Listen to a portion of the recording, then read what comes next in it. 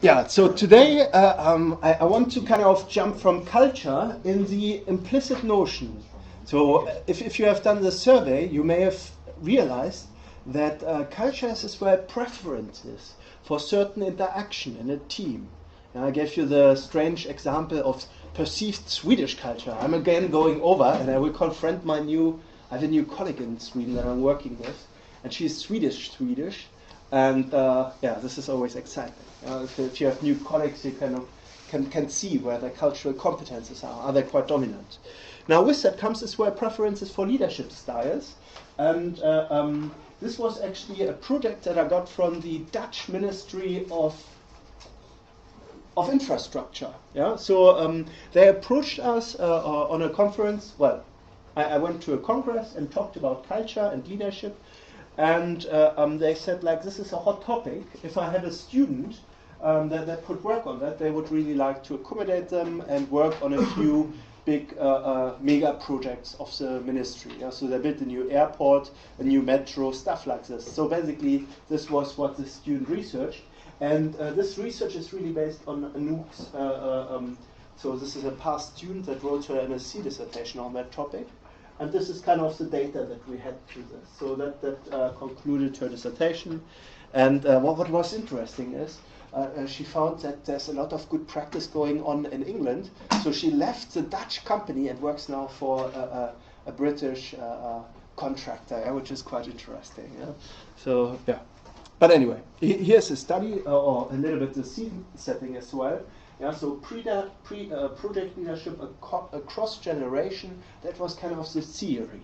That different generations have different leadership and cultural expectations.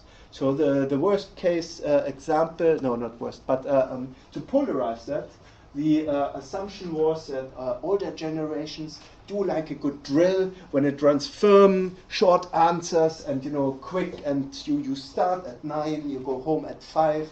So those were like some of the assumptions that come out initially.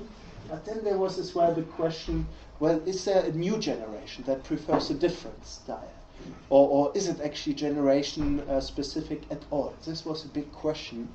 And we looked as well in terms of different theorems, but I talked you through it. So, so we look here at in cultural theorems at generational diversity versus project leadership within infrastructure projects, and the data, to be very specific, is actually largely based on Netherlands or Dutch companies. So we have kept it kind of regional, but if you read the literature, you will see it's not just specific to Netherlands, it's as well generalizable to a lot of other sectors. Now, to start us off, I thought a little picture will do. So the leader basically says the orienteering course instructions will get you over here.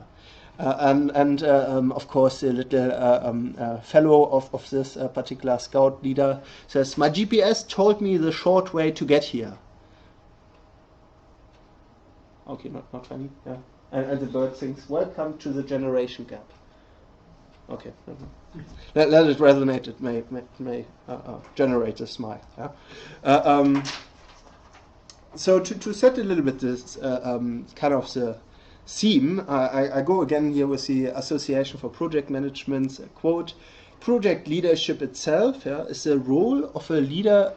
The role of leadership is in a project is to promote the project objectives, encourage positive relationships, support effective teamwork, raise morale. So this is as well part of your role as a project manager or leader, and empower and inspire individuals. Do you buy into that? What do you think? Is that good?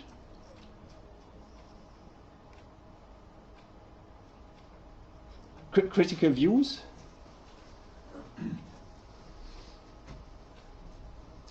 What do you think?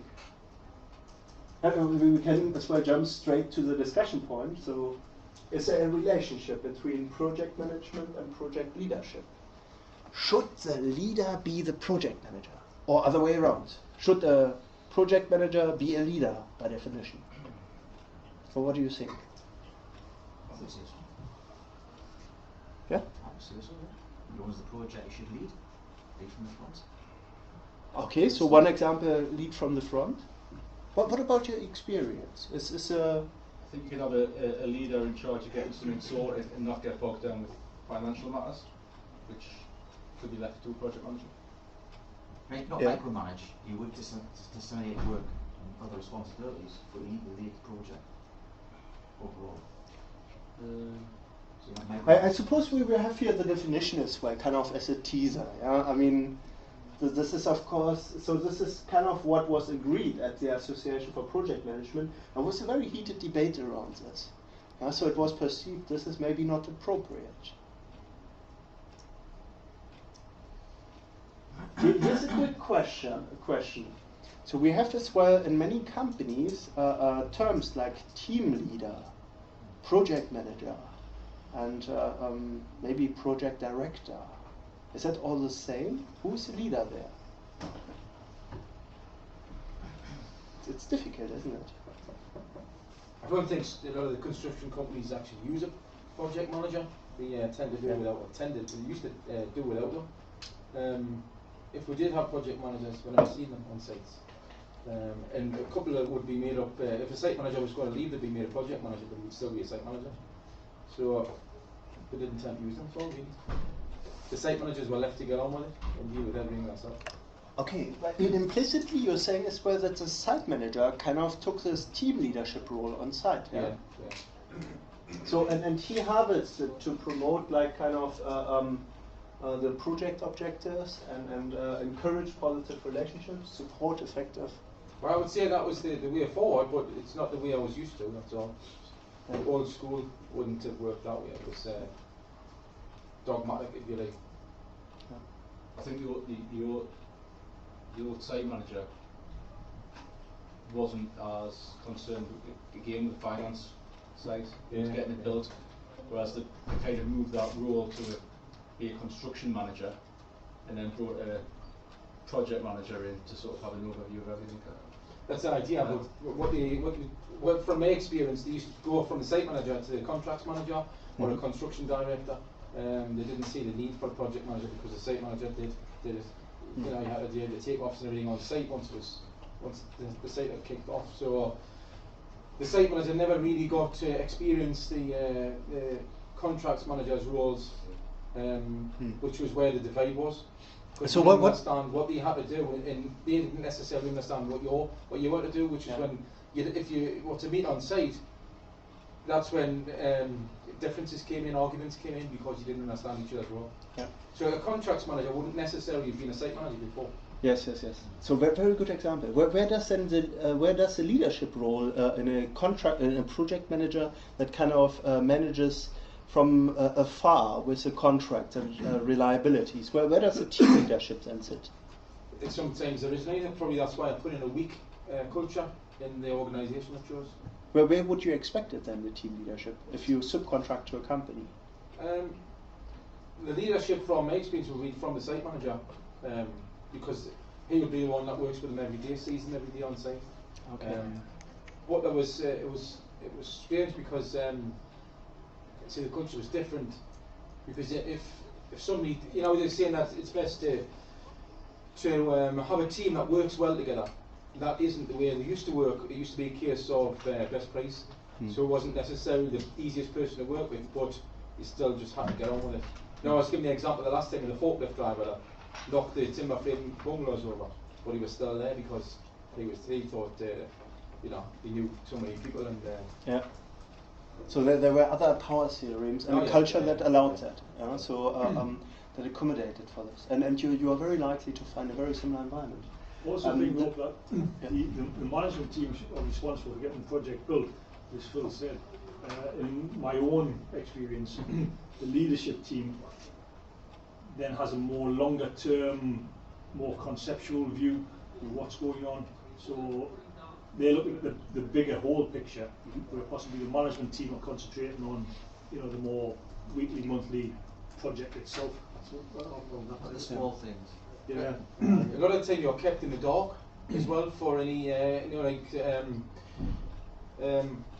I'm trying to think, any programs that were set up, you know, like considerate constructors you weren't informed of why you had to do it. It was something you had to do. So nobody knew why they were doing it. Nobody understood why you were putting plant boxes outside the site office. Or having a pedal bike in the office to save somebody going to the shop on the break time on their bike saving, you know, to save fuel and the environment. So people they're kept in the dark.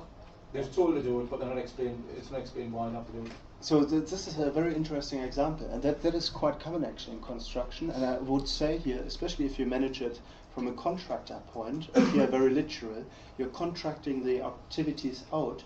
You are assuming that companies come with their own team leaders. They are motivated to do it themselves, their package. And as a project manager, you just look at the interfaces, so you kind of manage the different teams that they're accountable for integrating it soundly. And I suppose this is where your site manager came in and took the leadership role, because he knew that he would be otherwise having another extra week of work if that would backfire, and the teams would be back on site. And that kind of explains why site managers work that way as well, because they will work with difficult people. So it's obviously that they did what worked best for them, whereas they weren't introduced for the if you know what they could give to the team. It was different. If you're interested in a wonderful case that is beautifully illustrated at the moment, I watched that yesterday quite late, so I don't really recall the full narrative or the names, but there is a Storyville documentation on BBC iPlayer at the moment on a pretty large city in China, and when I say large, it's around, I think, 10 million or so. That would be straight away here another major capital next to London. The mayor was kind of managing a mega project to kind of highlight the cultural artifacts of the past dynasties that were in this particular city, to make it an attractive city for tourism. And it's on BBC iPlayer, and it goes through the construction motions. They have to demolish a lot of wildly built houses, and it brings the whole dynamics out of stakeholders. Leadership comes there, and it's a little bit as well what you were saying. It's actually the mayor himself that kind of leads it up front. He does bring as well the main. He has many main contractors. Some do their own deals. They build with different materials, and he kind of becomes a construction expert as well. It's very interesting to see the accountabilities. So he is actually. He's doing that actually for a mega project, of just 10 billion US dollar. This is what he's looking after, and it's filmed over 5 years. Wonderful documentation. Sadly, all in subtitles. Unless you speak fluent Mandarin, then you will be fine. But I'm not fully there, so I had to go with the subtitles. But wonderful documentation, and it shows that in some sites you still have this accountability at a senior level, where you are actually the leader as a manager, and he has to be that leader as well. He has to motivate people for. So there's a lot going wrong. I don't want to disturb the example too much, or don't want to destroy the documentation for you. But have a look. It really raises the other side, and it shows as well how the contractors kind of bid it in and have a lot of additional charges, because basically it wasn't priced properly. But still, the accountability and project leadership as well sits actually at the mayor's hand. So it's a very fascinating example, and you can see how this as well has a lot to do with raising morale of the people, as well the government. So he sits on the interface to the construction of the project, but at the same time accountable to the government. So he has to make as well the justifications for finance, what you mentioned earlier. So justifying the budget, and at the same time presenting kind of the achievements that they have done. So that is really kind of a wonderful example for this. But again, we had already the examples. So often, not necessarily the case. Maybe you want to reflect as well on that, and think about this. Do I have to be, as a project manager, as well as a leader? That's what's happening in Korea at the minute. South Korea. And the news at the minute. Sorry, I'm not. The news at the minute because of the way the emperor acting their countries as emperors. That lady who got diverted the plane back, her daughter. Okay. Because happened the way the nuts the story. Which is the daughter of the airline's owner. Which has been put. What was it? Anti-terrorism law, wasn't it? Been threatened with 3 years in prison. Because the way they run the companies in Korea, Yeah. I mean, was it Hyundai's bought this big plot of land to build this red herring? So the way that they run business in South Korea just started the same. They run them like mini empires. Yeah, good, but I suppose this is quite common. So in large companies, you have very quickly a tendency to kind of become so influential at a certain size where you kind of can as well, you recognize the power because the government asks you for your advice, how things are running. And this is a common tradition. This is when conglomerates are built. This is not just South Korea. But it's an interesting example. Just on the news this morning. Yeah. So and this is probably with a negative taint, that they are so powerful that they're influencing directly into people's day-to-day life. Okay. Let's look a little bit further. So there were as well, of course, the study itself focused on current leadership theories. Project management tools are not sufficient to conform to the needs of future group of managers. So this is still a call, by the way. If you're interested in this topic of leadership, there are a lot of leadership academies, and this reminds me. Sorry, leadership was my keyword. For the conference, sorry, I jump here topics. We are back at this in a second, but I will otherwise probably forget it. We have a conference coming just before the week of Easter. Now we have kind of two big themes. One theme is watch a mega construction project. It's a cross-railing basically. So go to different sites and then have a conference kind of from the people that work on the site, project managers, program managers, to tell us a little bit the in and outs, and we have a discussion on that and stay over there and have a lovely dinner as well with them. This is option number one. Option number two is summarized. It has to do with a current trend of project managers, especially when they come in on big projects, being coached. So coaching and project management to do the job well has become a big topic. Now, I have a dear friend that is a director in VW for the project management office, and he runs a session here, and he would really like to do this as well with us for the conference, and look at team working dynamics, how you build a sufficient team, and different strategies from a project manager's perspective, coaching, and this is hands-on.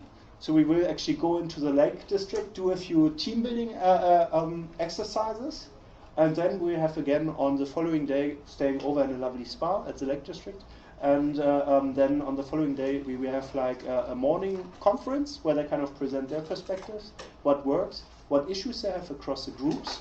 So this is VW is everything from VW cars, Audi, Porsche, you name it. They all sit. Sorry, this was just German brands. Who else is there? Bugatti. Volkswagen. Which one? Bugatti's Volkswagen. Yeah, Bugatti as well. Oh yeah, sorry. Volkswagen is VW. Yeah, and which other groups are in there? Well, there are a lot of international ones too. Bentley, yeah, exactly. Something else? Ferrari, Lamborghini, but Lamborghini is Dutch. Okay. Yeah, but also Lamborghini is German also now.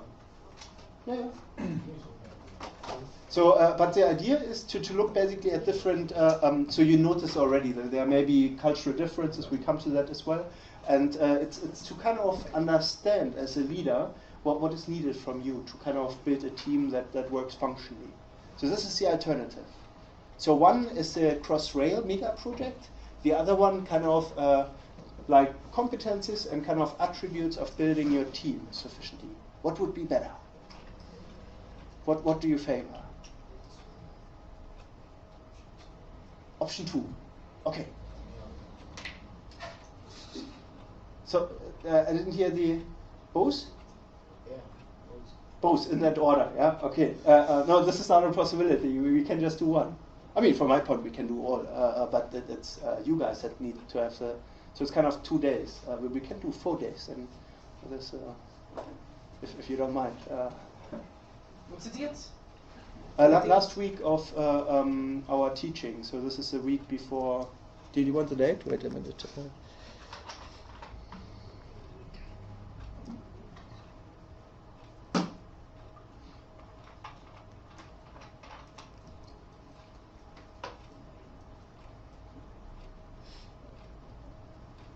I think it's a week of the 16th. So it will be Tuesday evening leaving and coming back Thursday evening. Tuesday the 17th? of What? March, April. Is that March? March. Before spring break. Yeah. So it's the last week before spring break. Yeah. And it's 2 days. So far I have only We one have to move opinion. with our April, March. cars or bus or... No, sorry, we do it all. You turn up Tuesday evening, we basically do it all. And we bring you back Thursday evening. Everything else is inclusive in between. How many people that we get told this from work? There will be some further explanation of how it works. Yes. We receive an email. I mean, at the moment, it's the rough pitches. One is basically doing the event with a major project association, so that would be probably more formal. And the Lake District is kind of team building. So this is where you have as well free time to use the smart. It's about team building as well. So this is where networking, and we normally invite as well past alumni students that kind of work in project management. So you can network for future, or if you want to find out about companies. And the major project association, they kind of have the agenda of Crossrail, and they look at the moment at capacity building, but I don't think that will be particularly interesting for project management. Hence, we look probably at other dynamics. But that would be around London.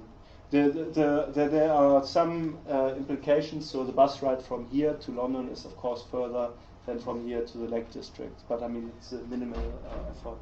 So the Crossrail would be kind of side viewing, so we travel quite a bit, whilst in the Lake District you would be there and kind of follow through the activities, and it's all around there. So I think one of the stuff was orientation hiking, so there's actually quite intense stuff involved in it. Yeah, but I mean, you can pick, it's a different program, and yeah. Okay. What's the idea? What's the idea? Is this either or we're talking about? Yeah, it's an either or. Right. Is the last week not the 24th? Wait a minute. No, it's a week before.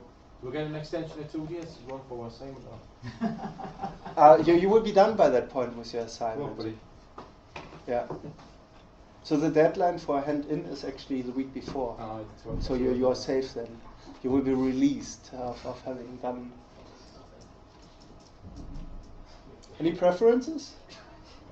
Teamwork or dynamics of mega projects? I think complexity is a classic one. Yeah? So to look at the organizational complexity and like different styles of dealing with it. I think that's normally quite interesting.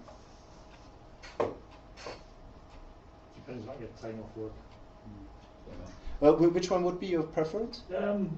Probably team building leadership. That would be good. Okay.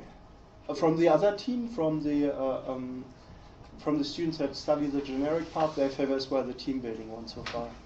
Yeah. Mm-hmm. Probably that one.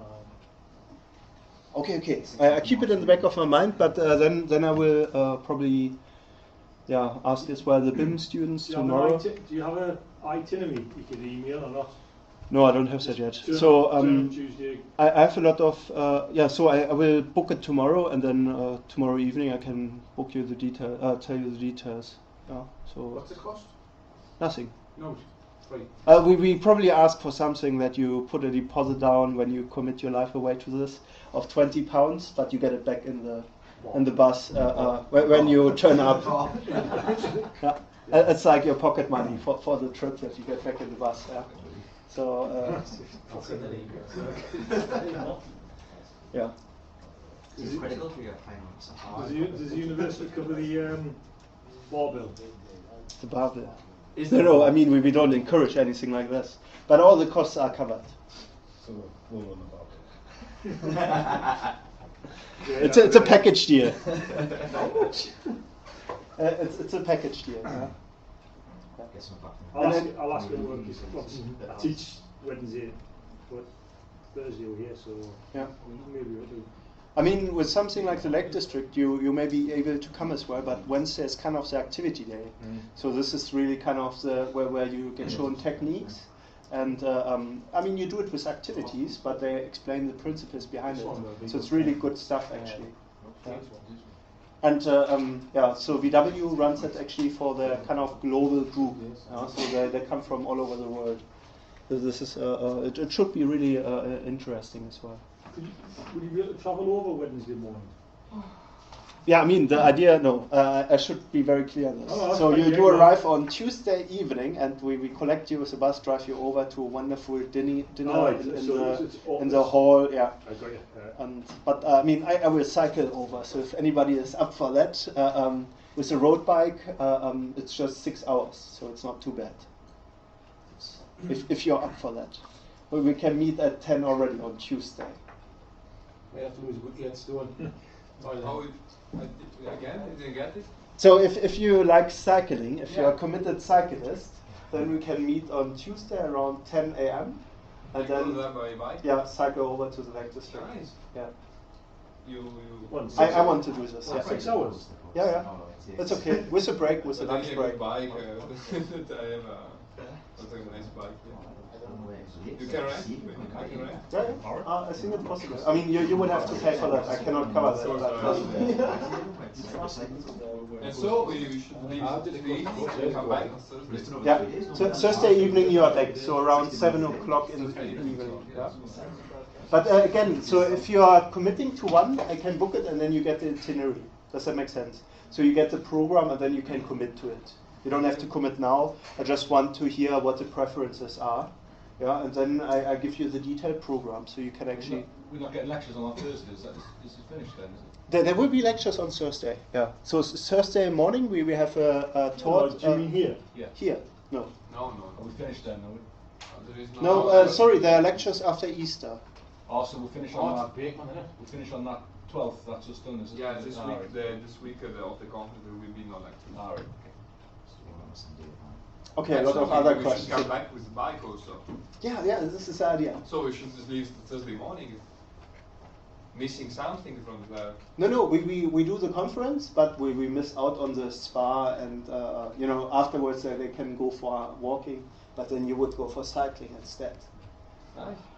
So set off around 2 p.m. so we arrive as well at 7 or something. Yeah. But that way you are riding actually, so it takes longer there aspect because you are cycling up like steep, so it's like this, you know, the mountains are all like this from coming from the other side, so cycling there takes longer. Takes longer. Yeah, because you have very steep hills down, so steep climbs normally don't take that long. Whereas you can cycle very fast on the long way, actually. Oh, we can talk about this. Yeah, I mean, if you are up for that, I will write it as well as a post if you are interested in this. If you haven't done it before, you should practice. Yeah, this is important. Otherwise, it's something like 160 kilometers, 100 miles. Yeah, so it's quite intense if you haven't done it before. Yeah. But yeah, if you are interested in this.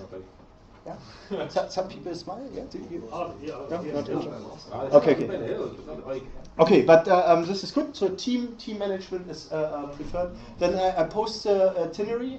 I have to just ask the BIN group as well, so this I can do later on. And then, so I mean, you have one then already because it's 2 groups that want to kind of go for the team building.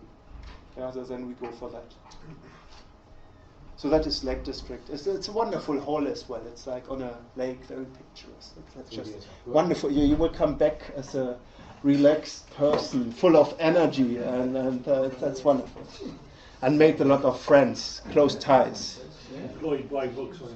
Yeah, this is the alternative, with the alternative opportunity to start afterwards at Volkswagen. Yeah, or MAN is another one, and the big universities use it too. So Manchester and UCL have used it as well. They're as well in there. No? But okay, there you go. Okay. Any other questions to this? Okay, sorry, I took you on a detour there. Back to our question: do we have a generation gap? Yeah. So this is a big theory. this is another hypothesis.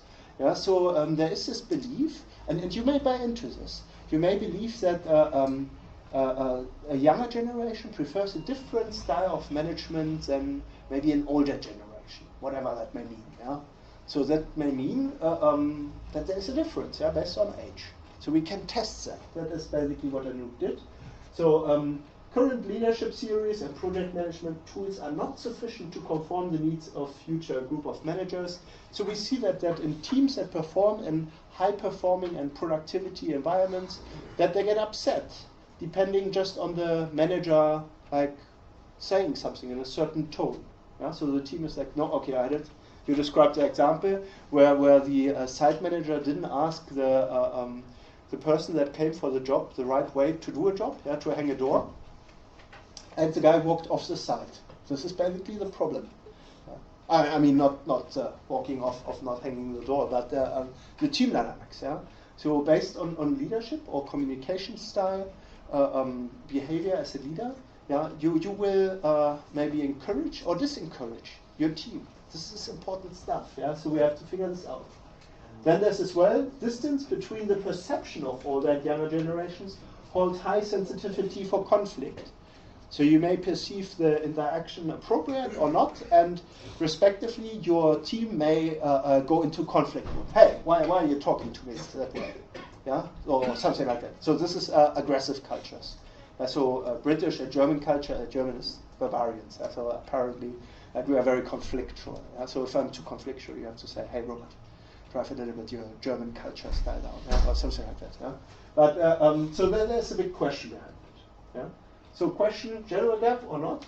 So the aim really expand project leadership theory by creating an understanding and the impact of generational diversity of project leadership. So this would be such a question that you could investigate. So very cool stuff. And then there was as well actually a white paper on this.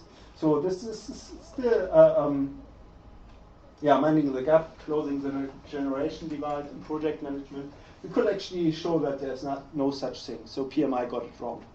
This is cool stuff. We did the study and said like, hey, what are you talking about? There's no evidence. Get a better question. So this is what we said. Something like that. Not a lot of that to do with technological answers though. Yes. Wow, you have a good. Now you have already a refined theory. Yeah, you have the right theory. So this is actually true. We've always done it this way. Why change? Is the attitude you get from the older generation sometimes.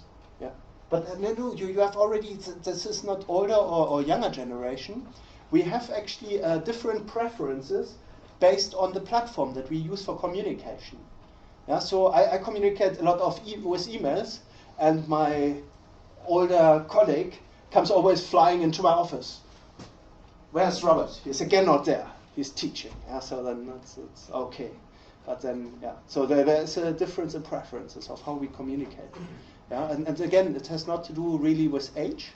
Yeah, it has to do with how you use different technologies for communication. So those are actually the indicators that are really dominant.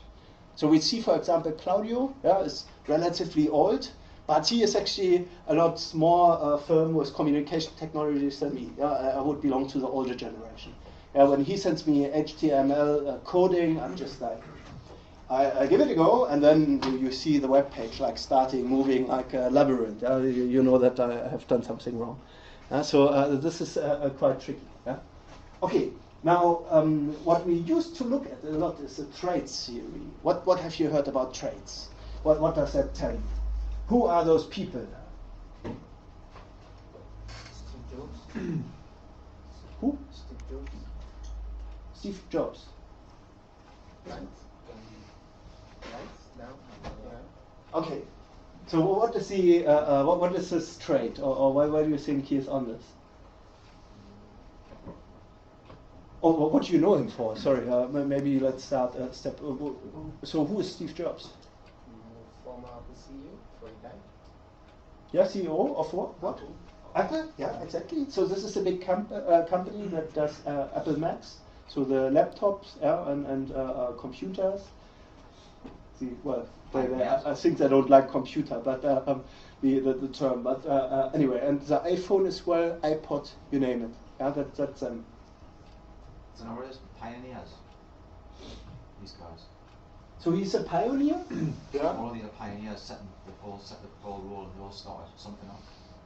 Or heroes. His personal traits, he was a perfectionist and extremely driven. So very driven, yeah. He was a driven businessman, yeah. And he brought, as you said, innovative technologies together, yeah, and was a natural leader. He got in a position of being a market leader, yeah? So quite impressive. Company-wise, yeah, you would say he shows traits of a natural leader, yeah, leadership traits. Difficult to work for them. Yeah, why is that? Sort of very, not so much dictatorial, but very autocratic, where it was like, this is the way I want it, and that's the way it was going to happen. Yeah. Which was his perfectionist of making sure the product was as good as it could possibly be. Yeah. Which would stand Apple well in the marketplace. Now, the psychology traits were actually bipolar for Steve Jobs. Does anybody know what that stands for? Bipolar, what is this? Two extremes. Yeah, and what two extremes could that be, bipolar?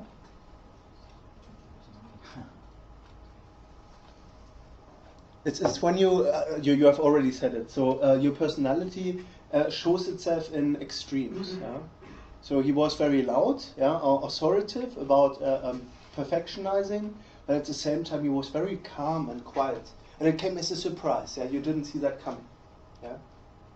Actually, this is as well true for this person, but we haven't got the name yet. Yeah. But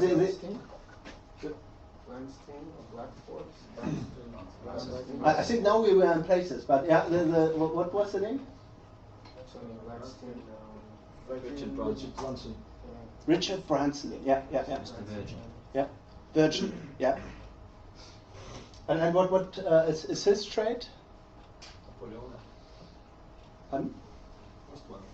No. Oh, here. Yeah, it's true. How did you know? All his pictures are always with his hand like this, so that's I think for Richard, it was someone that is like very focused on what he wanted to do. Yeah. Like the last incident they had about the spaceship they sent to Virgin Galaxy. Yeah. and ended up blowing up or something. They still said they're going to try it once again, and he once took an hot-air balloon across the Atlantic Ocean or something. Yeah, it crashed, but he did it again. So it's someone that is very focused and goes for his goal. Yeah. So arguably another natural leader, yeah, and as well same with Napoleon. And who is this? Gandhi, yeah. And what is he famous for?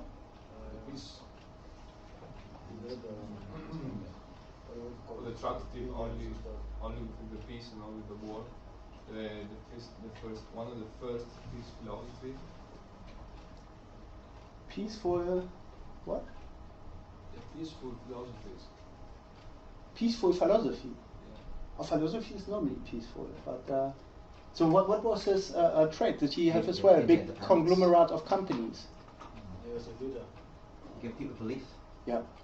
So he was kind of a social entrepreneur. At least this is the attempt of bringing this in the picture here. Yeah, and he was able to kind of as well lead and inspire people.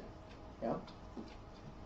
But based on you said it on a philosophy, yeah, on an idea, yeah, and he promised as well like a change to the better, yeah. So this is another trait that all of them probably share. Who's this? Christopher Reeve. No. That's a character. That's a character. Who is that? That's a character. Superman. Superman, yeah. And why was he a leader? Is he a leader? Looks up to, wasn't right? More Yeah. a hero, wasn't he? Wasn't he? Yeah, he's an idol. Yeah, and what I still like about why I picked Superman is still the old chestnut, because he's the only superhero that has to disguise between the normal people. This is quite interesting. Whereas the other ones do it the other way around. Does that make sense? You know, Batman, to become the superhero, he kind of puts a mask on. But this goes deep. Yeah? So again, a natural leader, yeah, and but because he doesn't want to run the government of the, I think United States is the origin of the story, He kind of puts a coat on and goes incognito, to not lead by default. So the whole, they take Obama's job by default, or something like that. Yeah, this was not his intent. So who is this? Yeah, and what is Nelson Mandela famous for? And apartheid. For the rights, for the rights of black people in South Africa. Yeah, end of apartheid, but then he was the first elected president. And he was as well able to motivate a whole nation really. Yeah. So he was another leader that just inspired people. Yeah, and arguably they all share that. Their traits is that they can inspire people around them to join them on the endeavor that they have, on the project that they are striving towards. So this is associated with the trait theory. That's a very rich body, if you're interested in that. This is still, trait theory has a dark history. What is kind of assumed in the traits history? Does anybody know? Leaders are born with me. Pardon? Yeah. The leaders are born. Yeah. Me. Leaders are born. So there's a, and I think there's a theory as well in here. There's another one that's even more specific like that. But it's a traits kind of accustomed to you being born that way. Yeah. But again, there's a notion of great men are not perfect. As you can see, Superman is quite scared of the pistachio ice cream. Oh, of course, yeah. Did you know what that was? Kryptonite, yeah. Oh, sorry, I'm going in the wrong direction. Yeah. So kryptonite scares Superman. Yeah. So not all are perfect, and this is the idea. Yeah. The theory works, but it normally dictates as well. So you have then already the recruitment of your fellowship, maybe as well quite ejectory. So people may not want to work for you because you are too dominant. That is a big problem for all these leaders as well. Yeah. Now, leadership has really changed through the ages, and more popular transformational leadership style came kind of from situational leadership. That situational aspects influence leadership effectiveness, and this is very interesting for us in a project. Yeah, you may not know your team in a lot of detail. You just may work on a project with them. And Hersey and Blanchard were the first that came really up with this. They kind of proposed that there is a notion of adapting to your followers. Yeah, so you have a team that are in a different level of readiness to respond to you. So and depending on that, you have to employ a different character trait as a leader. So they suggest the most simple one is when you have low supportive environment, you haven't known them, you just turned up on site, yeah, and low directive behavior, they don't yet follow you, yeah, so they don't even know you are the project leader, then a good starting point is to delegate as a leader. You delegate what has to be done. You delegate tasks, roles up front. Yeah?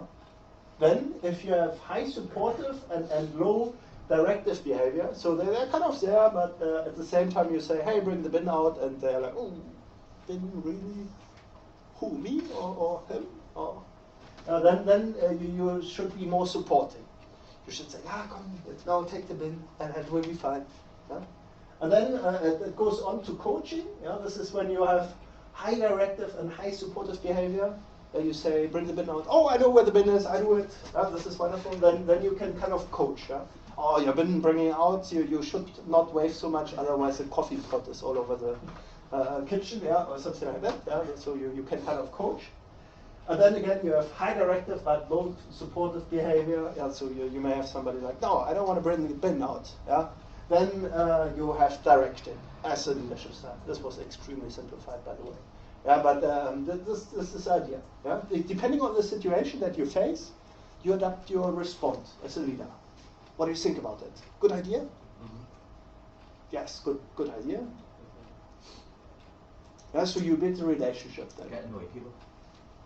You've got to know your people. You've got to know your people who you're working with, how to interact with them, because everyone's different. Okay, you say forget about the theory. It's better to get to know somebody and see what they're responding to. Everyone's different. Yeah. It's diverse. It won't work for everybody. One doesn't fit all. So in reality, you can actually play that out. This is a wonderful theory as well to test.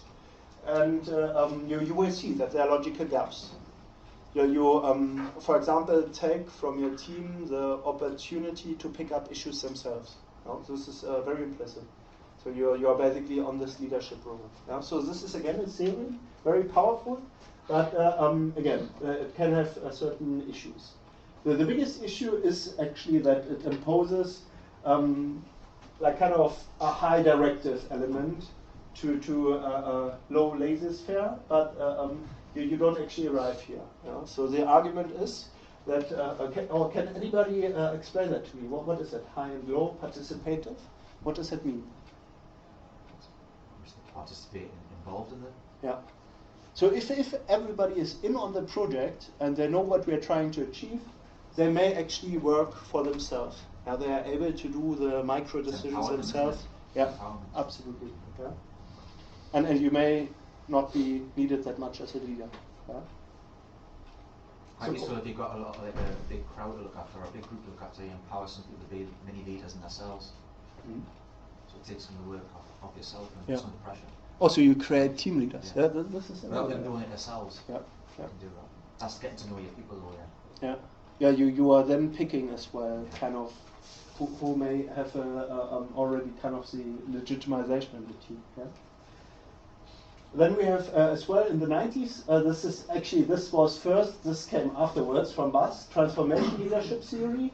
Develop a vision, develop trust, be an inspiration, and motivate. This is kind of what they are suggesting.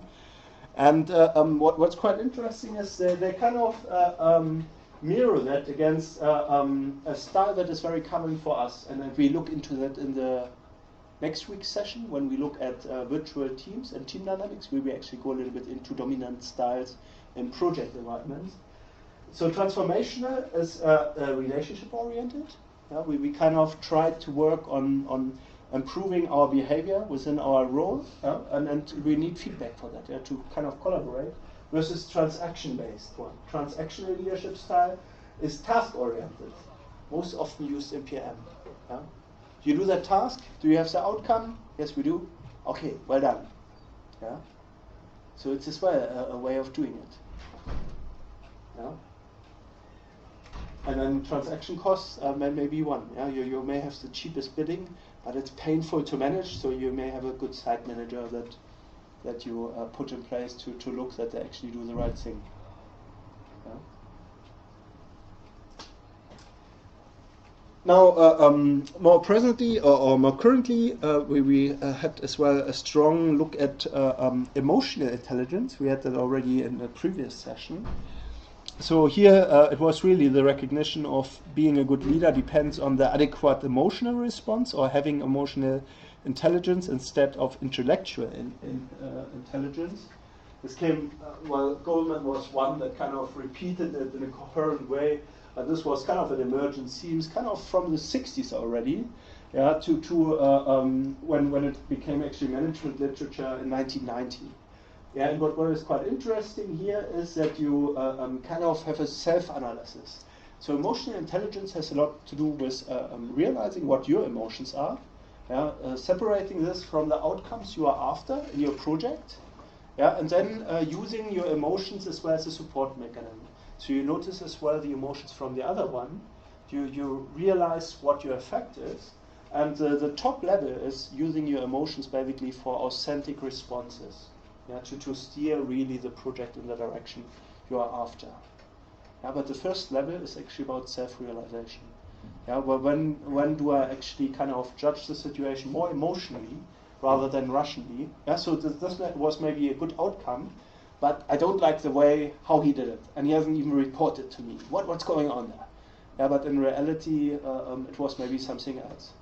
Your project cabin, the roof is leaking, and your laptop doesn't work anymore. So you may be emotionally charged, and you're looking in reality for a relief. So this has a lot to do as well with self-awareness. Very, very powerful concept. Now the problem with emotional intelligence is you have to work with people to actually arrive at an understanding how to work it. So this is getting to know each other, figuring out how you can work together. This is the iceberg example. So IQ, you can see this is a rational way of doing it. they may not respond, and it may need emotional kind of authentication. That you are basically bringing it across authentically as well. Yeah. Now, the newer theorems are quite interesting. So here we have two different ones. One is the authentic leadership, focus upon authenticity, acting conform the person that you are. So really becoming self-conscious. How do I lead? How do I actually respond if something doesn't work? I don't inhabit that, but kind of nurtured in a way that it's proactive. Yeah? Again, this is normally a style that you, if you try to do that by yourself, it's very, very difficult. You need a coach, or you need to take note what works, what doesn't. Otherwise, this can go sideways very quickly. I mean, there are a lot of examples where this goes sideways. The other one is actually on the other side. So this is still leading from the front. The other style that is currently very art vogue is kind of a philosophy. It's a servant leadership style, really developed by Robert K. Greenleaf. And we have here as well one of the leadership academies in our business school. So here, its leaders should put needs of others above their own. So it's always the question is, how can I make you perform your job better? How do you? How is it easier for you to see what you're actually contributing in this project to? So you basically try to really empower and enable your team members to contribute to their best possible skill and attitude and aptitude to the project. So here the leader should provide resources and support followers to develop their competences to carry out their work. So this is particularly interesting because we recognize already in the UK and many countries, we start professionalizing everything. So this is kind of the responding leadership style that should be adapted. So you have professionals that may still be in their development and may not be fit for your project. Then you should flex that up and say like, hey, they need further training or coaching on their aspect.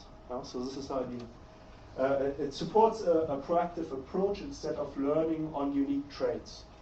So this is as well kind of creating the social awareness.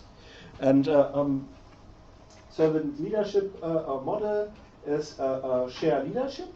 So you enable to lead by expertise, by role responsibility. Does that make sense? Does that make sense? Yeah, so for example, if it comes down to the I don't know why I'm picking on the structural design, but if you have designed it, you're not sure, will this building actually be sound to be built? You shouldn't even make the decision if you're the architect or project manager. Ask the structural engineer. And if he says like, this is a sound building, this is a decision, full stop. So you basically delegate, you empower for role responsibility to take the leadership and basically bring it in. You may have another expert, the architect, that said, oh, I don't want the beam in the middle of the corridor. Come on, put it in the wall. Then you have to negotiate this. Does that make sense? Yeah, but still, the information would then come again from the leading role. Yeah. So with this, you have shared leadership, while your people, develop people, build community, display authenticity, and provide leadership, of course. Yeah. Interesting? Did you like it? Now this is of course quite confronting. Those are kind of on different scales. But this is art vogue. If you open now the new leadership books, this is kind of since 2012 we are talking about that, since 2011. Yeah. Now with cultural diversity, any questions so far to leaderships?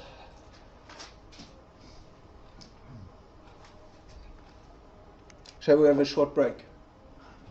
10 minutes. I have talked too much. I noticed this. This is not good. Okay, let's have 10 minutes. Is that okay? Okay. So 2:22 back again. Yeah.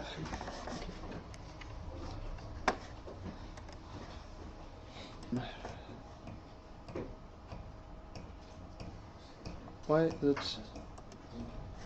Okay, so fair enough.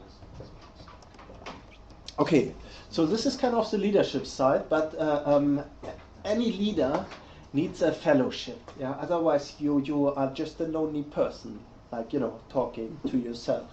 Or yeah. So it's in other words, we need a little bit as well team. So one way of doing this to look at cultural diversity and become a little bit more aware of different concepts is the globe. So this is really a large survey that was kind of conducted in the last 10 years, and they look kind of at larger companies and have analyzed if there are some trends in preferred leadership styles and respectively as well team management, kind of perceived management styles. Yeah? So this was done both leadership roles and the team that was kind of being led, and it brought out certain elements. So this included managers from 62 nations. The strength really of this particular research piece was expanded Hofstede's 5-dimension of cultural framework into 9 dimensions. So it's a more refined view, but we cover Hofstede as well, so it will make more sense later on.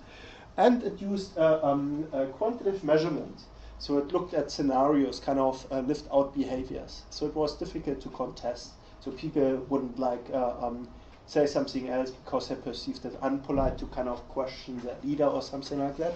It gave quite a detailed insight. There was a universal view of leadership, so dominant traits that came through, which is quite interesting. And the interesting thing is good leadership is associated with integrity. Well, what does that mean, integrity?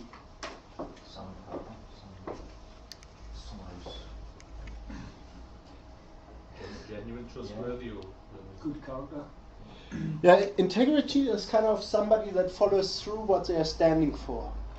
Yeah? Does that make sense? So if you are saying we are going to do this, you hear that often with politicians. Yeah? If they kind of stand for something, I don't want this, and then he comes to power and he still says like I don't want this. Then like yeah, he stands for his values. This is good. Yeah. Whilst then. So the poor Obama in America was at the moment fired basically for this notion. He didn't get his health idea that he wanted to implement, that he stood for through, so they questioned him on integrity. He walks the talk. Yes. The new guy in Greece is on about this now, isn't he? Yeah, integrity. Yeah, exactly. Yeah. He's going to cut the austerity measures and all this sort of thing. Yeah, so he will be probably as well evaluated on the integrity question. Yeah? Then you have charisma. What is that? Charisma. Yeah?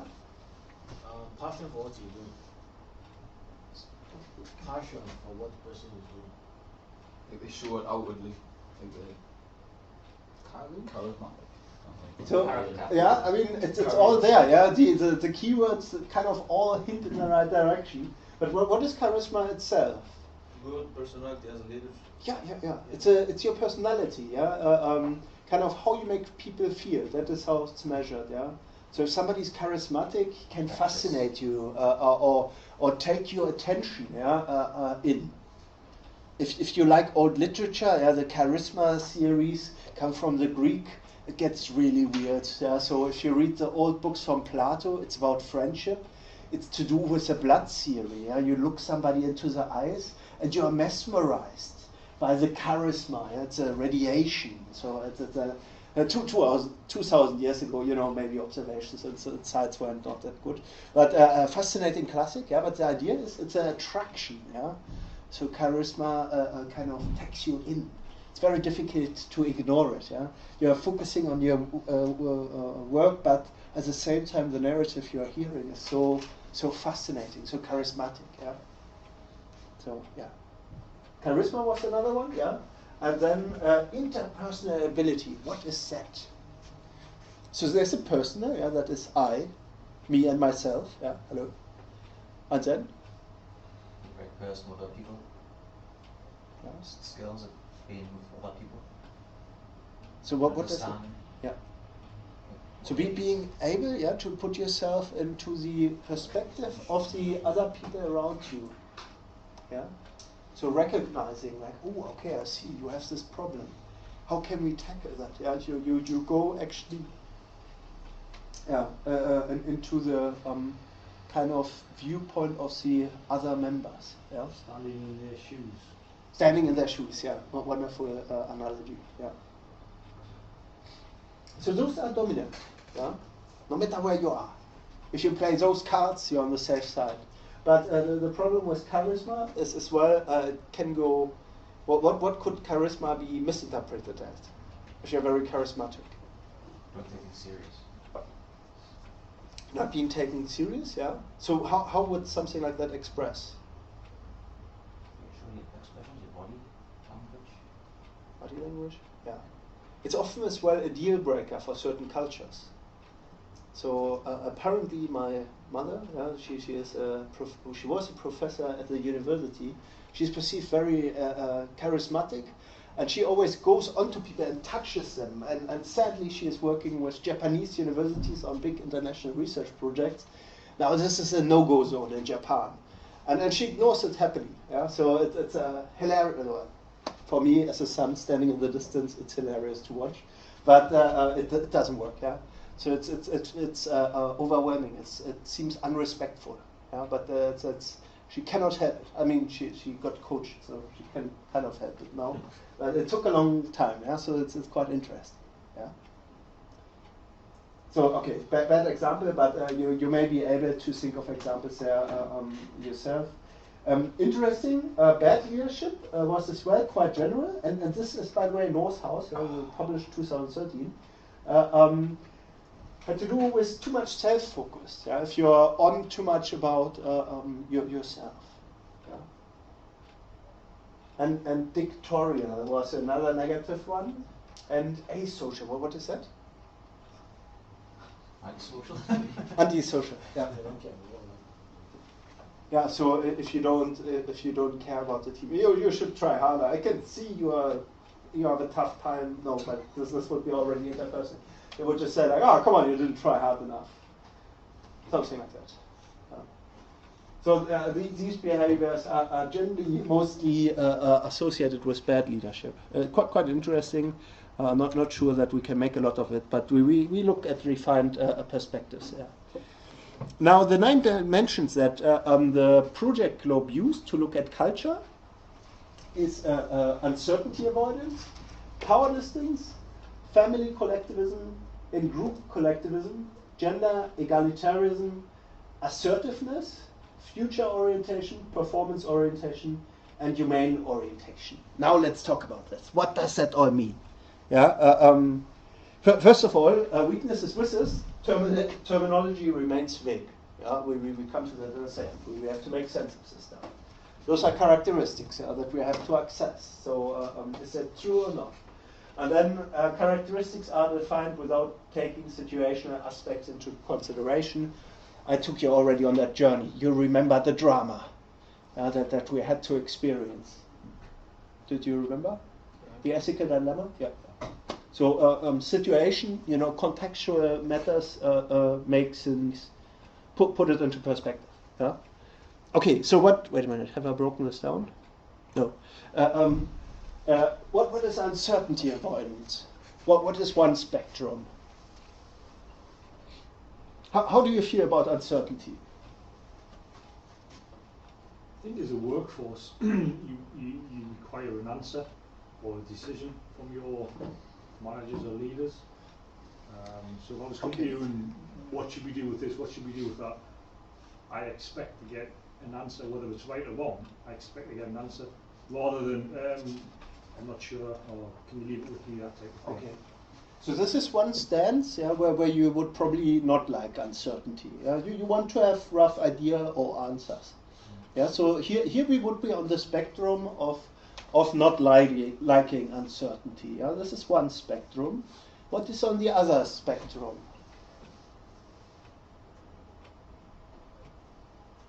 What is the opposite?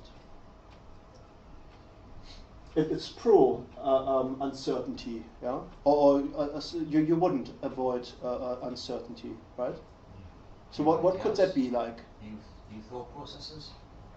You think so now something uncertain happens as a team. How do you react? Yay, new challenge, finally! Got boring a little bit. So that is like pro-uncertainty. Yeah, so those are kind of the borders. How is it for you? How do you feel? So you said like you kind of expect from your leadership orientation. So you get a little bit direction.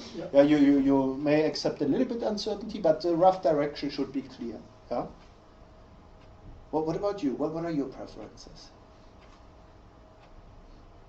I think it's dangerous to have wholly be that way. It's Pardon? too much that way, it's really dangerous. So if it's too determined, Yeah, if it's balanced too much in that favour, it's dangerous. Not good. Okay. So you are more in favor of like creating the opportunism, yeah? Also like basically saying like, okay, this is roughly where we are going, but we take it depending on what comes, yeah? So it gives the project manager more playground, but the team is as well like, okay, I can't really prepare. If something else happens, I may have to do it completely different. Yeah, does that make sense? Plan A, plan B, plan C, isn't it really? Yeah, okay, so this is already trying to minimize the uncertainty that you have. Then Yeah. you bring in risk management, so you've always got the, what if this happens, what if that happens, what if that happens. Yeah, so this is a strategy, you're absolutely right, to manage and mitigate uncertainty. And you will still have problems that are uncertain. So uncertainty has as well different characteristics. The things you really don't know and the things that are uncertain to happen, but you do know they exist. Yeah? But that is, this is now risk management. But in culture, what do you prefer? How is it? In Germany, we have standardized everything, so there's very little surprise. If there is a surprise, don't worry, we have another standard for this. Yeah? So that is German life. So we have kind of ordered it. It's a little bit constrictive, so like it's not that flexible, but there's certainty. How does it think maybe of your culture or what you associate with your nation or something like that? How is it there? I'll give you the contrary example. South Africa, we don't look, we don't know there's a problem. No, it's a safe bet. If it hits you, okay, there's a problem. But it can emerge. So you deal with it when it comes. Until then, we don't really look so closely. It's a little bit overestimating here the problem. But one of the projects that I'm still proud on that I worked on, it was we won a prize for waste minimization project. And as PepsiCo Research and Development Unit, we contributed with Sigmund on a wonderful EDF power plant. Now this was to have a closed water loop pressure cycle for the cooling of a nuclear power plant. Now when I read the proposal, my question was, so we close it even more? Wait a minute, cooling systems are always closed. I didn't know that you can actually design it as an open system, so this was still an open system. The ocean water came in, cooled the power plant, and then ran out again. Yes, it's not good, quite frankly. So anyway, long story short, they hadn't measured for it, so there were no problems. So of course we closed it then up, and then it was safe. But what I learned is they hadn't had risk assessment in place. Yeah? So they took uncertainty as it came, and then they weren't really up to date with good practice. Yeah. Actually, to be fair, in apartheid they were kind of locked away. They didn't really talk a lot to other countries, to be fair. But yeah. So what is the approach? What do you think? Any other preferences? Well, one more example, then I move on. Uncertainty avoidance. What do you like it exciting, or do you like it quite organized and planned? You have to have a bit of both, don't you, really? Okay, the mix. This is why I'm here, exactly. In the UK, I always think like, yeah, we like a little bit standards, but we like this where the opportunities that come along. Let's try it out and then see what maybe comes along. Yeah, this is at least my kind of emotional response here. Yeah, so I buy into your plea. Yeah. I think we want something different, but when we get the opportunity, we generally say, I'd rather just have it the way it was. Yeah, this is a danger. Yeah, so sometimes uncertainty looks very risky, and you say, oh, maybe we should push it more in that direction again and go the standardized way. Yeah. Okay, so very very good. Then we have power distance. What does that mean, power distance? What could that be? Power distance. What is power in terms of culture and leadership? What do you think is meant by that? Is it arm's length? Sort of. Not too close. So yeah, well, what does that mean? Sometimes you've had it with staff where you get too close to them, and then when there's maybe a little bit of a problem or a conflict or whatever, the personal boundaries have possibly overlapped. That could be one area. Yeah. I don't know. So you put it now in a workforce setting, and you kind of imply there a hierarchy. Yeah. Yeah. So you have a team member that is a team member, and you have authority in form of a role of a manager, maybe that is a leader. Just keep it that distance ever so slightly. Yeah. So it's a decision-making fragmentation. Yeah. So you can provide information, but you should accept the authority of the leadership. Yeah. So power distance has to do with how willing you are accept to kind of take decisions from somebody else on your behalf. Yeah. That impact on you. So, for example, when I grew up in my family, I took the decisions until it got too bad.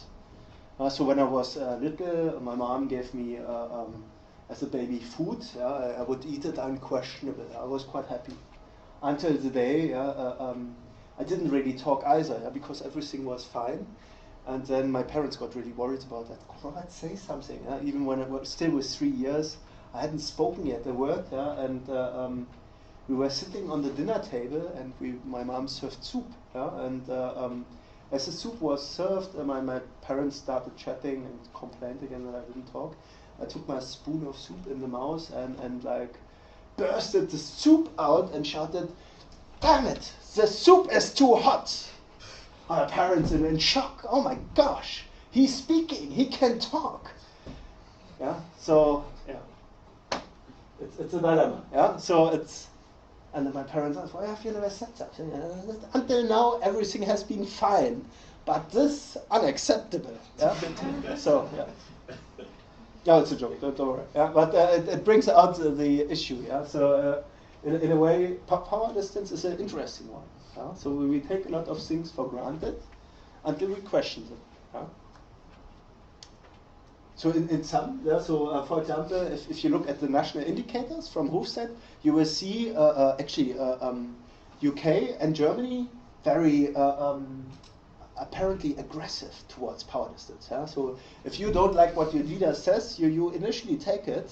Yeah? So you follow the authority, but if it's very terrible, then there's demonstration, or sit down. I don't know. Yeah? But there's this a very sharp reaction. Whilst Italy, how is it in Italy? It's quite similar. Really? Yeah. Authority is accepted? Yeah, it's quite similar.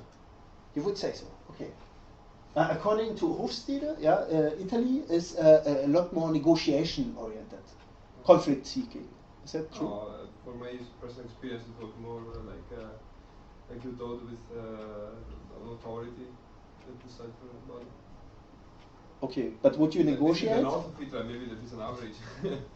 Would you negotiate? I suppose power distance is really like in Germany we would do it. It's okay. Yeah, I do it. Huh?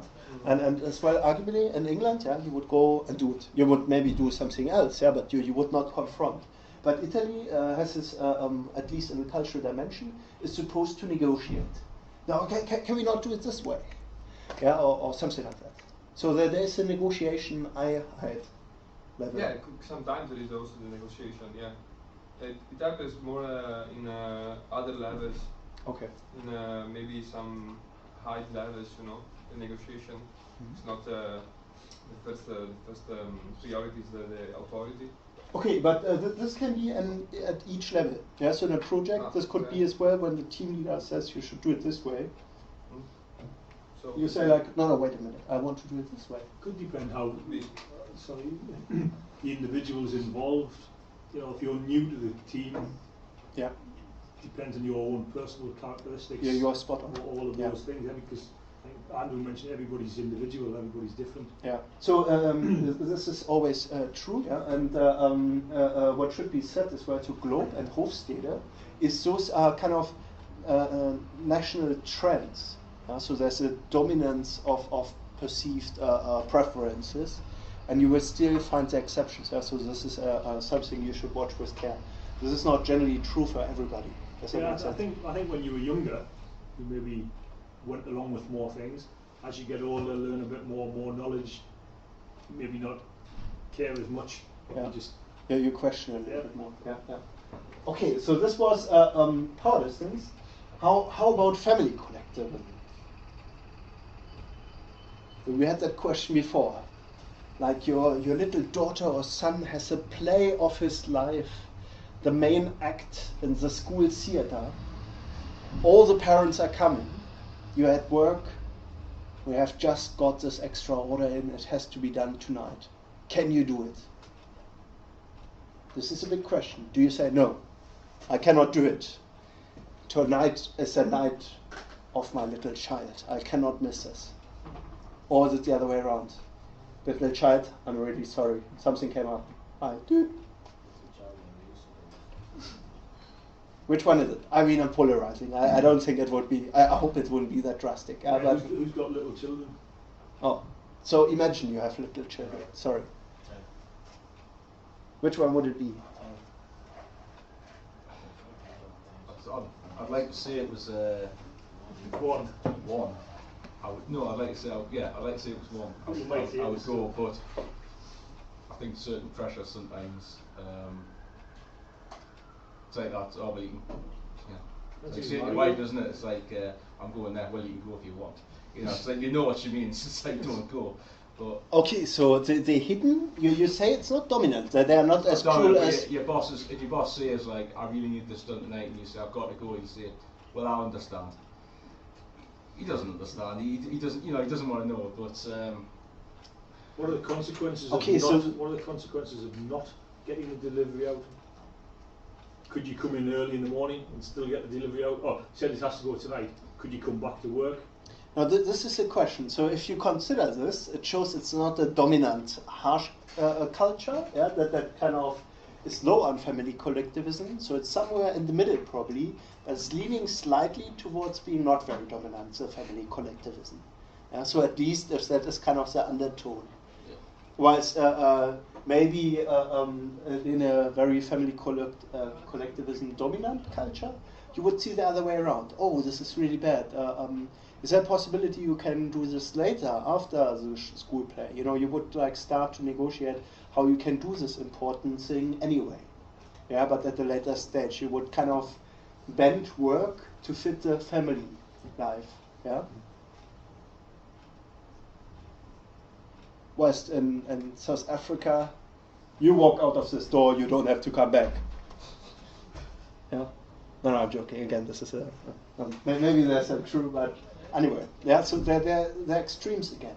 Yeah. That applies on some of the contracts as well, because some of the students I know have sort of 0-hour contracts, working in pubs, working in fast food, and some of the managers can be quite dictatorial like that. Yeah. Can you work or can you stay back till 1 AM? No. If you don't work, don't come back. You have already measured actually. You have given us already tools how this is measured. So if you're on a contract basis like that, 0 hour to get the work done, this is already kind of putting you in a bad situation. The contract is already framing you to have a weak culture in family collectivism. Yeah? Otherwise, you have set hours, and you have a flexible working. Now, this is extremely family friendly. Yeah, flexible working, you can, like family prioritized, you create your work around it to kind of fulfill the work. Yeah? So this is exactly how we can start to measure it. Yeah? What about in group collectivism? It's like the same as family, but with friends, isn't it, almost? Yeah. Do you buy into that? The most heroic theme we have here, strip on, yeah? This is, of course, when one team shoots a goal and you're like, Newcastle, yes, finally. Adopted family. No, sorry, we were at in-group collectivism. No, it's adopted family, we'll say. Oh, I see. Oh, sorry. So it goes a lot further. So this is maybe merged even, yeah? So this is the extended family. Yeah, so that is then, of course, quite intense, yeah? is it where like if you were doing a lecture Mm-hmm. and you had to go to the school play, I would say I'll cover your class tonight so you can go, and then you can cover my class some other time in the future. Would that help or not? So we are saying it's a family So collectivism. in group. So in a family, you could, for example, look after you that way. So those would be mechanisms that you can use in a culture, yeah, to basically allow this family dominance. As a theme, it would be then important, yeah. And in group collectivism, it's a little bit different. What do you think it is? So we had already the football scene. What is in group collectivism? What do you think that stands for? You're on the same team together. Work as a team. Yeah. It's If one of you says, I need to go tonight, the rest will cover it. Or we'll like group together and say why. It's a bit like what we've done last before Christmas when we're putting in groups. Yeah. To help each other. Is it how the rest of the, if you're working in a group, how the rest of the group will see you not being able to take part in something? They're like Yeah, okay, but you pressure. so in a way you're still individualizing out. So in a group collectivism is you are born in Newcastle, so you must be a Newcastle United fan. Yeah, it's a group pressure. Yeah, it's basically a grouping because you are associated with something. Yeah. So for example, we are now at Northumbria MSc Project Management.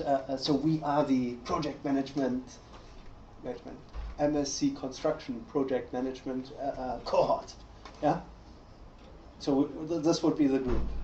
And now, if you all agree with me, yeah, and I agree with you, then we have kind of a in-group collectivism going on.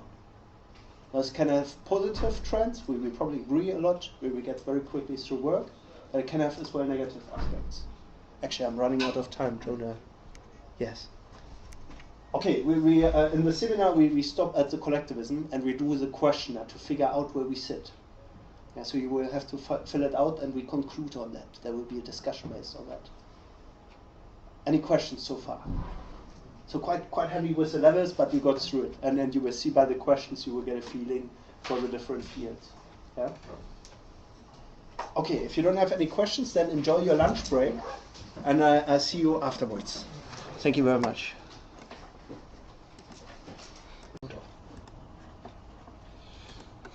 We were in our project globe that kind of suggested to get our head around, like, actually motivation is another hidden dimension here behind the cultural preferences.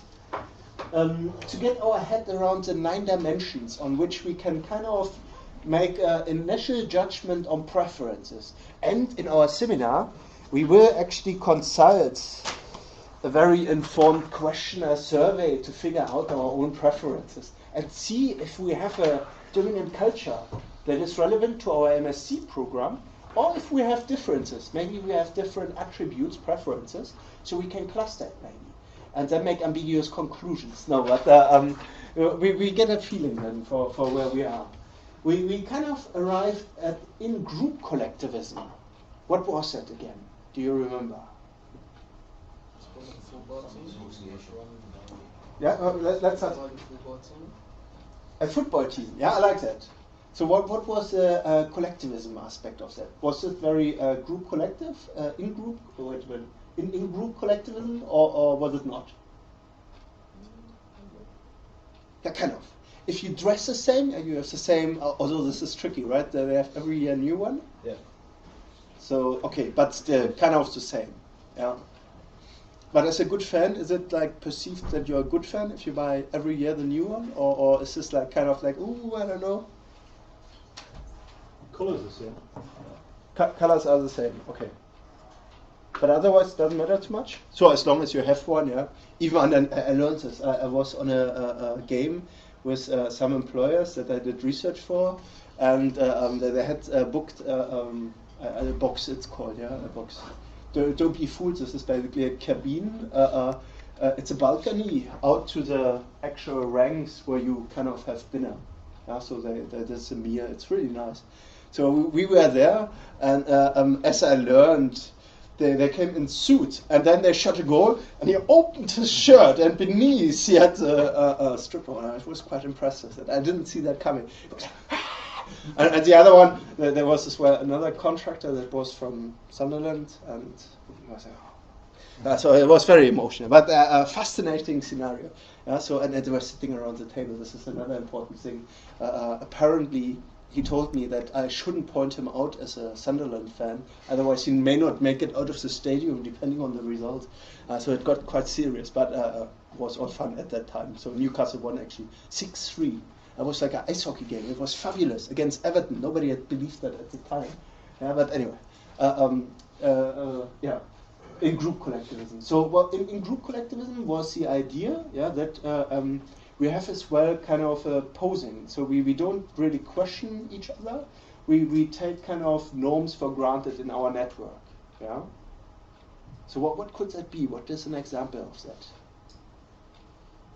What is a light one, maybe? In group collectivism. I mean, football was a good example. You may come from a family, your dad is a football fan of a particular club, and as a child you don't do the critical analysis of available teams. Yeah, it's following. Yeah, so it's a following. Yeah, so you go with a group decision. You wouldn't question.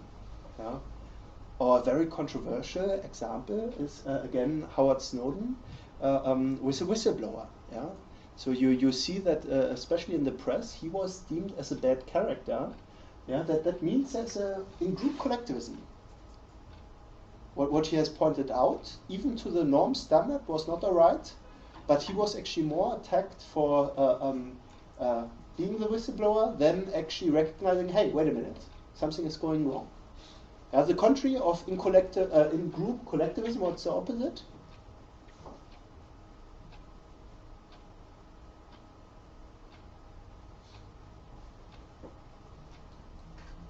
There are a few grades where this could go.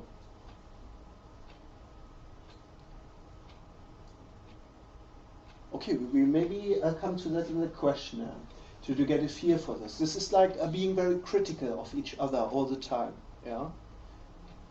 So that there's always a certain seeking for norms. This is kind of in humans where we prefer normally harmony versus like critical contempt. Yeah, so this is something what people get quite annoyed of after a while. Yeah, but there's a degree when it becomes so coercive that norms are just accepted without questioning why. Yeah, and that is not the why, but if you feel you cannot even ask why, does that make sense? Yeah, if you still feel like okay, we can ask the question why, then you have at least this healthy kind of dialogue. And then the explanation may solve it for you or not. But in group collectivism, you may just accept things because that is how people confront you with it. Yeah? This is kind of the edge. But we have again questions in the questionnaire that kind of bring that. What is gender egalitarianism? Well, what could that be?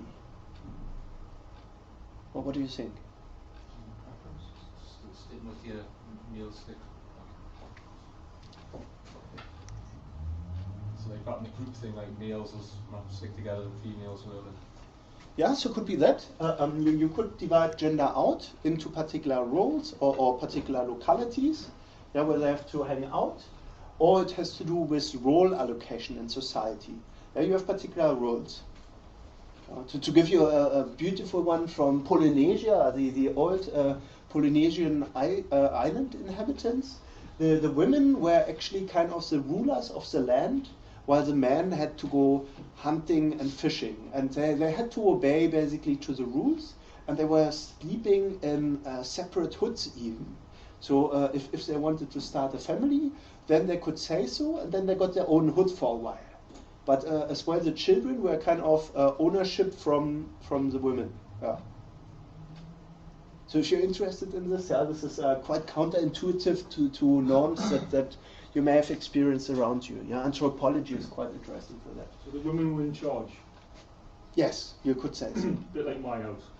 Okay, so this is so we will figure this out in a second. Yeah. So there is a difference, yeah, and there's a perceived one that is formal. Yeah. So you may have been brought up that way. Yeah. In a school, you may have a school that is divided. In one school you have only the boys, in the other school you have only the girls. Or you have in Germany it's the opposite. Yeah. So you mix them all and then force that nobody is allowed to wear uniform. So it's a very colorful group. Yeah. So this is as well possible. Yeah. So those are the options in a way. Yeah. And gender egalitarianism means it doesn't matter what gender you are. Everything has to be done by everything. Yeah. So this means that arguably Sweden. This depends. So in vocational trades, for example. Sweden is very egalitarian. So this means on a construction site, the technicians and workers are pretty much women or men, half-half. Yeah? So it's more or less, it doesn't really matter. You will find half-half on site. Yeah? Whereas in other countries, it's maybe the opposite. You only find women, or you find only men. Yeah?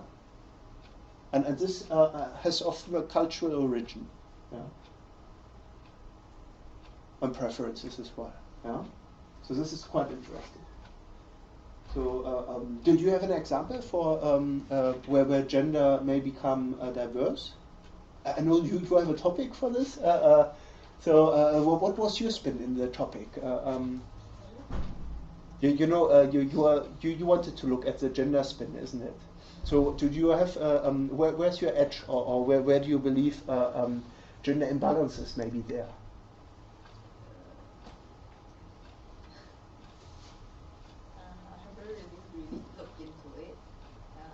Okay, but you wanted to look in your country, isn't it? Yeah, my country. And what is your feeling? What do you think? Do you believe it's quite equal, or is it very unequal?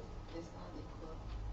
Okay. Like in consultant firm, only there will be like more female, and in contractor firm will be like no at all. Like last time I did my internship in a consultant firm. Yeah. It's more than half is female, and just the top manager is male.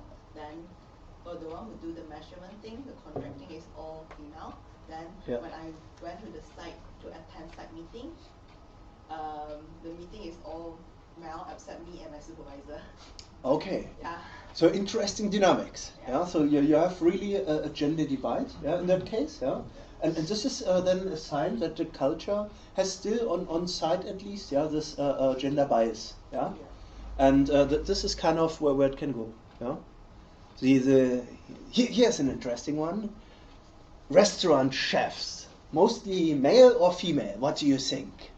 This is just to test our assumptions here. Yeah. Male. Oh, yeah. And so in Africa not? In Africa, the females are the ones that do the cooking. In the restaurant or at home? Everywhere. Everywhere? Yeah? Yeah, mostly Yeah, everywhere. but we have females, bro. Mostly females. Like for 5-star hotels, you have males that are like basically the chefs. You know, you still have females there as well. Okay, so in the kitchen we have a mix. Chefs. Yeah, but if you look at chefs, yeah, and what we associate with the kitchen is counterintuitive. Yeah, it's actually very male dominated. And the joke was always that the people that really want to cook, they do it professional, because it's not legitimate to just cook in the kitchen. Then you are frowned upon. Hey, yeah, there was this gender bias thing. Yeah, so it's an interesting one. Yeah, so it's not always intuitive what I'm saying. Yeah, this is important to keep in mind. Yeah. So and gender egalitarianism is everybody can do the job. Yeah, and everybody is doing it. So you can see it in statistics. And the opposite is gender bias. It's like when it's leaning towards one. Yeah, when you have gender preferences. What is assertiveness? What is that? Yeah, so you said esteem, yeah? I said in like positive. Oh, okay. Yeah, positive? So, yeah, what does that mean? Positive how? You are very assertive. What does that mean? Like positivity and certainty something. Yeah, you are very encouraging, yeah? Does that make sense? Decisive. Yeah, decisive. Yeah. So how would we have preferences here? What does that mean? Strong character. Yeah. Forceful. Did you use forceful for that? Could go in the direction of forceful.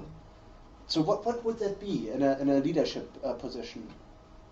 I think this is a good idea. Is that assertive or not so assertive? No, this is a good idea. This is a good idea. This is what we have to do. Versus, hey, what about this option? What do you think? Yeah? Assertiveness. Yeah, it's different styles. Are you with me? Yeah, does that make sense? Okay, and then future orientation. What is that? What do we need that for? Yeah. Vision, direction.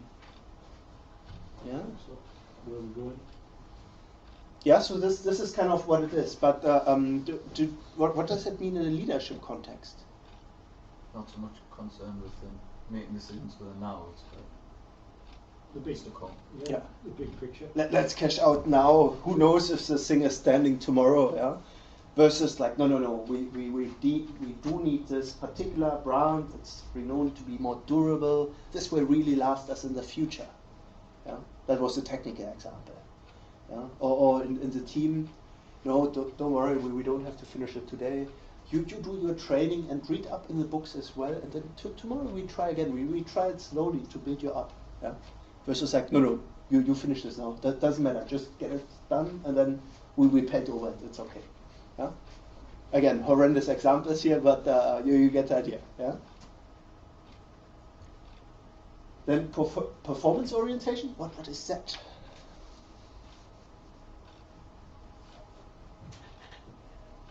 What can performance orientation mean?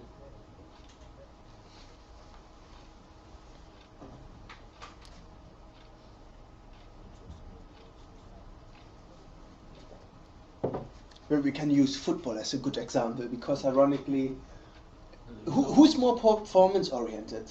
I make it very controversial now. The Brazilian team, the English team, or the German team? German performance oriented. Is that true? Brazilians, they play the entertaining way, whereas the Germans see no mentality and just win. They're not really bothered how we play. And then England are just a bit in the middle but not going to win. So, I mean, yeah. But there are three dimensions here. But the performance is basically the your focus on like how you are doing it. Yeah, the performing. So you would probably say the English are the best there, because they really have players that are wonderful performers. Yeah, from the individual skill, I would say the English team is probably one of the strongest by far. Yeah.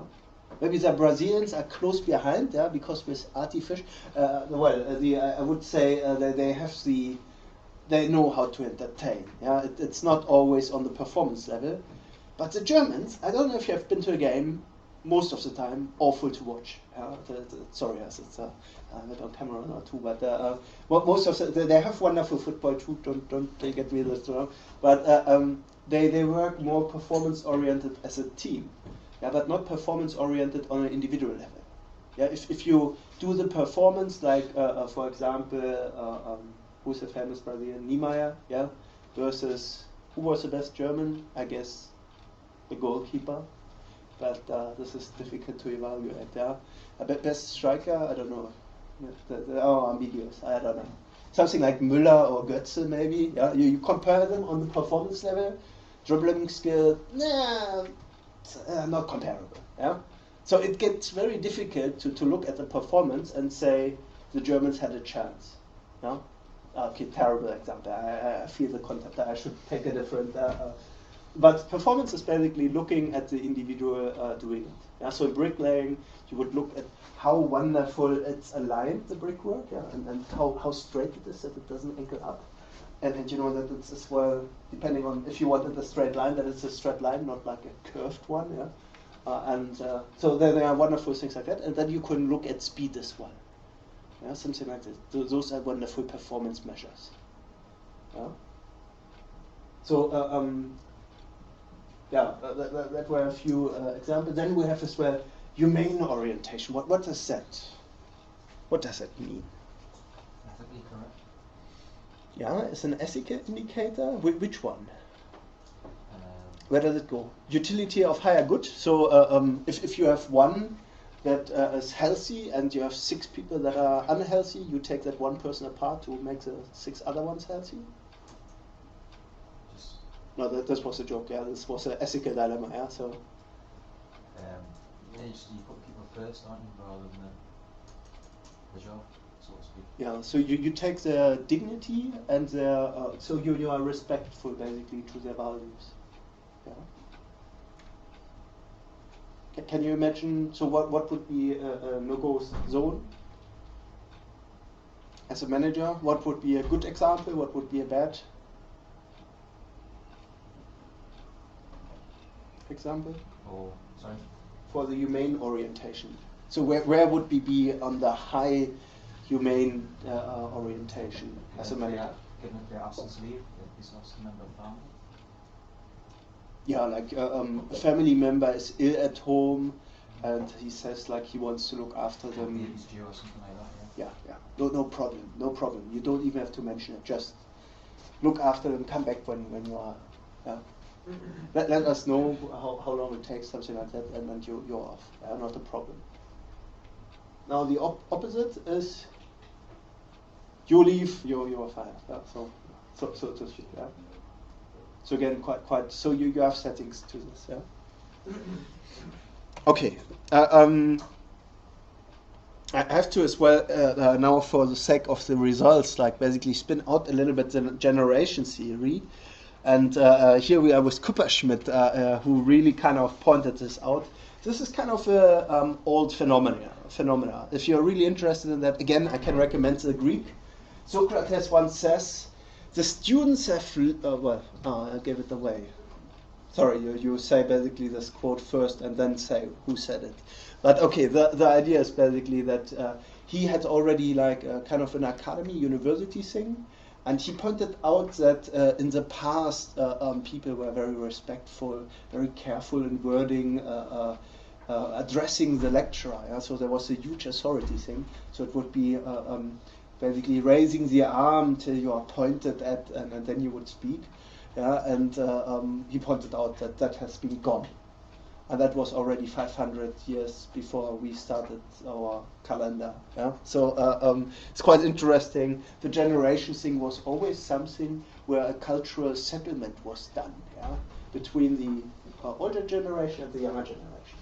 So generation is an identifiable group that shares birth years, roughly, yeah? Age, location, significant life events at critical developmental stages. So this means as well you had kind of the same events around you. What could be such events? What do you think? Yeah, war is one. Yeah, so those are kind of historic events that really shape my generation. Yeah, revolutions, for example. Yeah. Then as well, particular maybe positive events, cultural events. Yeah. So there are quite a few. So in the Netherlands, I have to give you now a little bit context. So there was actually a baby boom, yeah, and they were quite resistant to change. So they're a little bit conservative to new ideas and autocratic styles. So it was quite clear leadership kind of leads the game. And on Generation X was high value technical skills. Coaches and mentors was preferred. Yeah, so it's very contradictory. Yeah, so here you want somebody that shows you how to do it, and then you want to take more and more ownership. And then you had the young generation that kind of came afterwards, less motivated by power. So they kind of gave their up to totally and value human interaction and authentic relationships. Yeah, so as well as a leader, you have to probably convince them. Yeah, and they will probably want to negotiate with you. Otherwise, it gets boring, and they may leave. There was also the reputation of laziness. Yeah, put minimal effort in to reach the top. Yeah, so this is of course a dilemma, especially if you have a hierarchy that kind of sets on merit of being outstandingly good, and you give them a task and then here, try that. and there's not really this kind of thriving there. So this was at least what they found empirically, and this is even true for the northwest of Germany, ironically. So the cultural values were very similar at that time, which is interesting. Now the Dutch leadership, so this is Netherlands kind of specific, but it goes a little bit further. It's as well what Anouk kind of found in her research, so it's a little bit tainted. As the valued leadership characteristics were honesty, so if something is kind of set up in a certain way, they wanted to hear, okay, we are working towards it. Integrity, so quite an interesting one, so your word is accounted against. Inspirational, so they wanted to be kind of taken along. Open communicator, this works well, that doesn't work well, into your face. And then as well motivator, team builder, and anti-hero. What is anti-hero? What does that mean? Does that mean you want a villain, somebody that is evil? Yeah. It's team recognition. Yeah, you want actually to avoid that you have a hero. So if there is like an opportunity where something doesn't work, you make it a team task to solve it together. You don't want one that steps in and says like, hey, I can do this. Yeah, this is kind of the opposite. Now then, favorable leadership style, this is what she evaluated, was clearly participative. Now the ministry had a huge issue when she actually evaluated them. There were, I think, 3 leaders that were doing actually participative styles, and the rest had other ones. Actually, I have the data here. Let's have a look at it. So, a little bit more background. So, what is infrastructure? It's the road, tunnels, and airports as well. So, this is road, rail, and aviation and water management projects. Basically, the whole country is a water management project. If you're interested in that, it's if you look so the big project that is actually the Alpha B project. If you Google that, you will see it's pretty impressive. It's basically this whole country is kind of actually ocean that they've reclaimed through very smart techniques in engineering. And in particular, management remits of the ministry are public-private partnerships of mega projects mandated by the government and delivered by private contractors. So this is basically the interface for the project managers. Does that make sense? And a lot are very high value. Characterized as uncertain, often complex.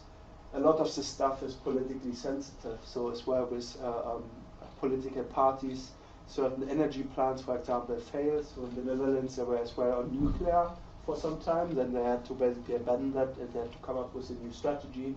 So it's very problematic. So sometimes it's out of your hand. You kind of have to be in the networks to kind of get the feeling if that is a go ahead or it's very likely to fall. And involved in large number of partners. So often it's contracted out. You probably know it yourself as well from projects. And as you can see, little country, Amsterdam is somewhere here, there. And then you have other big cities like Rotterdam, and I mean this is really it, right? The other cities nobody knows, right? Oh, it's Maastricht maybe as well, but they have a few cities, but it's a small population as well. So it's not a very big city, but a very well developed infrastructure-wise. Now, she used kind of two mega projects. One is the Schiphol Amsterdam Almere Tunnel, so biggest project in the country, 63 kilometers road to roughly what is that in miles? It's 50 miles, 45 miles, right? Yeah. 40 miles, yeah. 40 miles. To reduce congestion problems of this traffic. So you can see there are already kind of roads, but they basically are not straight lines. 5 separate projects, and you can see it's a very long project frame for the projects, 12 years. And largely as well tunnels. So this is actually where it gets interesting. It's underground, in the water, cool stuff. As a project manager, this is when you get excited. Here we are talking like interesting matters. Then Süd-Wilhelmsbad, it's a connection. It means basically South Wilhelms harbor, translated. It's a widening of the channel over 23 kilometers to improve container transport from Rotterdam to the south, which is a Rhine that goes to Germany and France. So it's a major shipping transport bit. And it's because the ships get bigger, usual game. One ship can replace 99 trucks on the road, so it's as well to basically take the traffic off the road on strategy. Time estimation 5 years. So cool stuff. So she basically, those projects really have kind of a lot of project managers. So just to frame the objectives again, identify generational diversity, cultural characteristics, leadership competences, and use of style. Examine the perceptions of good project leadership practice, so evaluating it as well. And then draw conclusions on how generational diversity impacts on project leadership in the sector. And then she has scoped it a little bit, so looking at stakeholder management, contract management, what was that? Control and risk, and technical managers. And then to evaluate it, the teams. So this is who she approached. Quite a thorough study, if you want. So there was a survey basically with 40 participants. Those were actually companies. There were a lot more interviews behind that. Then the questionnaire design, I have it here. The short version is from Globe adapted. So it's a theorem that was proven. And then she did another 15 interviews with 15 interviews with further participants to kind of inform the material. What that means, why they preferred one leadership over the other, and why they may perceive other ones to be very difficult. So the big challenge was really getting access to the right target group. One contract in the industry resulted in a snowball effect. So in reality, she worked actually with the ministry, and the new project wasn't yet bidded out. So suddenly everybody looked very favorable of working with her. And it opened up all the doors. So this was quite interesting. Now, this is kind of the result. It spoils it a little bit, but we go through it anyway. So this was quite interesting. The Dutch values are credibility, honesty, and integrity as the most thing, which means that basically there's a lot of gambling going on, and you are really looking for the ones that are actually credible, honest, and have the integrity. Most important leadership competences were results orientation, having perspective, so the overview as well, and delegation, so being actually capable to lead it. Now, there were differences or preferences, but the interesting thing is that it didn't really stay dominant. So the baby boomers did prefer transactional. What was transactional again?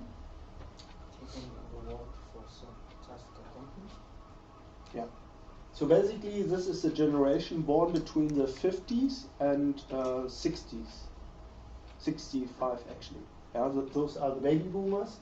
They prefer kind of reward for task achieved. You get the task given, you do it, and in exchange you get rewarded. Maybe paid. Now Generation X is directive. What does that mean? What was directive again?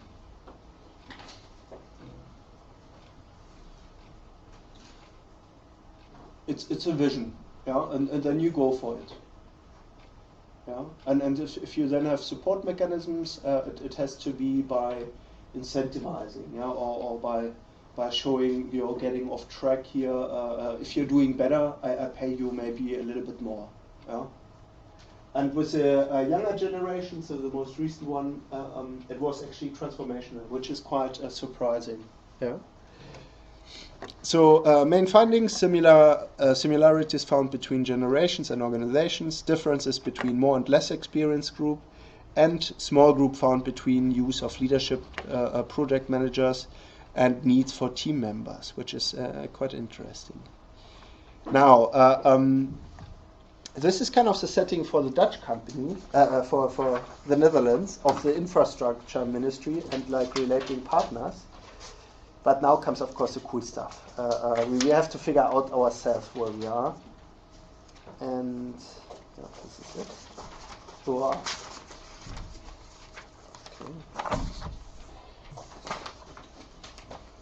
Okay, so this is a leadership style questionnaire. What type of a leadership style do you prefer? Please take one and hand the rest on. And then you can read through it and give it a shot. It's as well written on the back how to evaluate this. Yeah.